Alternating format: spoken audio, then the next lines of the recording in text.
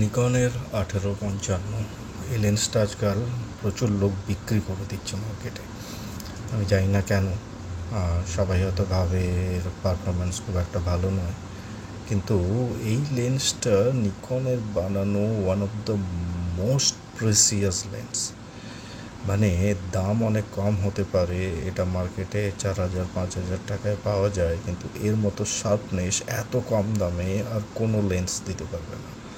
দেখুন, 55 অবধি জুম তো করাই যায়, তার সাথে অটো ফোকাসের সুইচও আছে, ভাইব্রেশন রিডাকশানের সুইচও আছে আলাদা করে, অফ অন দুটোই করা যায়। যদিও সবসময় অন রাখাই বেটার, অফ রাখাটা কোনো কাজের হয় না। আর ম্যানুয়াল ফোকাস ওভাররাইট, যেটা এই লেন্সটার আরেকটা মেইন জিনিস, এর সামনের ওই রিংটা ধরে ম্যানুয়ালি ফোকাস করা যায়।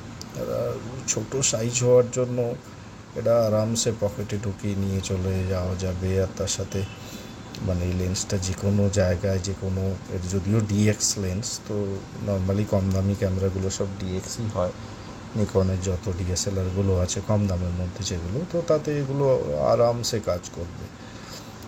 আর যারা মোটামুটি প্রফেশনাল 2 ফুট 3 ফুটের লেন্স নিয়ে ঘুরে বেড়ায় তাদের কথা বাদ দিন, কিন্তু যারা নর্মাল সাধারণ জাস্ট হবির জন্য ছবি তুলতে চান, ফ্যামিলির ছবি নর্মাল, তো তাদের জন্য এই লেন্সটা একটা মার্ভেলাস লেন্স।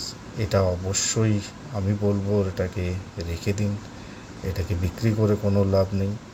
আর এর শার্পনেস কিন্তু অসাধারণ, যদি এটাকে ঠিক করে এডিট করা যায় ছবিগুলোকে। এটা দুর্দান্ত লেন্স। আর সব থেকে ভালো জিনিস, ক্লোজ ফোকাসিং ডিস্টেন্সটা অসাধারণ।